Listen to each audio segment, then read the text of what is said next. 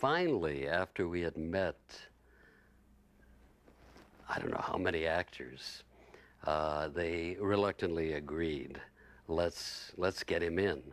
I wore a big, bulky blue sweater because I thought, oh my God, I've got to look stronger, you know, and I knew I was skinny. I'd been sitting around, hadn't been exercising. I mean, I get out and play tennis and stuff, but I don't in any way do body stuff. So I got the biggest Shetland sweater I could find up in my attic and went to this audition with it and sat there sort of, you know, trying to look bigger, you know, and everything like that. And it was Ilya Salkind and Dick Donner who were the directors.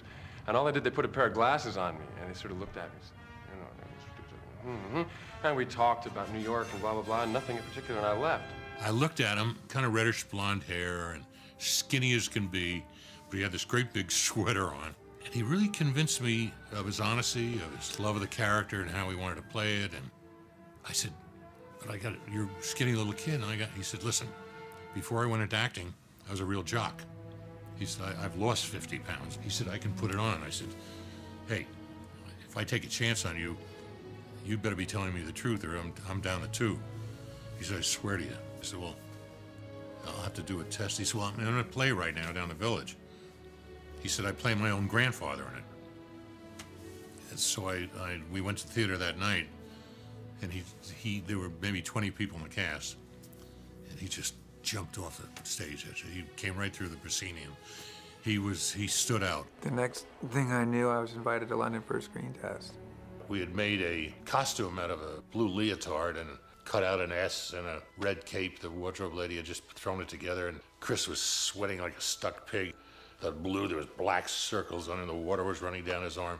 I took black shoe polish that actors used to use to touch out the gray, and we blacked his whole head. And this skinny little kid did a scene with various ladies who were up for the part of Lois Lane.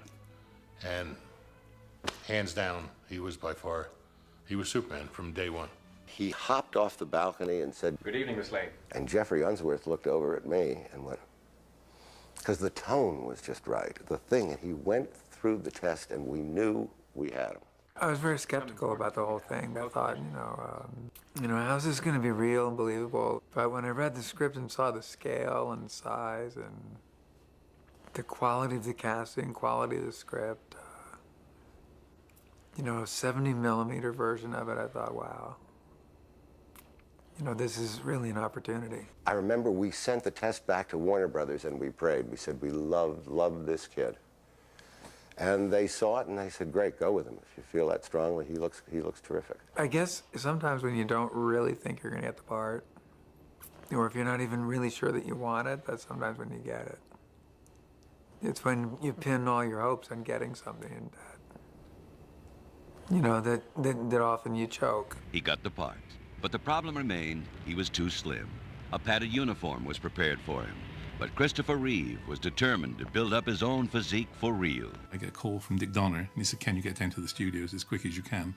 And we've got Superman, you see. So I chased down to the studios, and he said, we've got this guy called Christopher Reeve. And I said, what's he like? He said, well, he's 6'5", and he weighs currently about 170 pounds. And he said, he's actually perfectly right facially. He said, we'd very much like you to build him up for us. So he said, we'd like you to look after him for the next 6 weeks and put as much weight on him as you possibly can, in the right places, of course. And that's I'm introduced to Chris. And he was fantastic. He was lovely. I mean, he was a really lovely person. We were like brothers. I mean, we got on so well together. And during the course of the period that I had him, I took him from 170 pounds when we started, and he was 212 actually when he went into his suit. The point is that when I started, I was a string bean, and Superman's not a string bean. So already on this diet, I eat 4 times a day. I tell you, I'm on a meat diet, protein diet, vitamin pills, nothing like steroids or anything like that. But I get to eat as much as anything that I want, and it's great, The thing is that on this part particularly, you have to start from the outside and work in. You can do all the interior work you want to do, and it's not going to get you to Superman if you don't have the physical strength to go with it. The thing that happens is that the stronger I get, and I'm still not all that strong, but I'm getting that. The stronger I get, the more it helps my mental attitude towards the part. What sets Superman apart is that he has the wisdom to use his power for good. He has all these powers, but he's got the kind of maturity, or he's got the innocence, really, to look at the world very, very simply. And that's what makes him so different.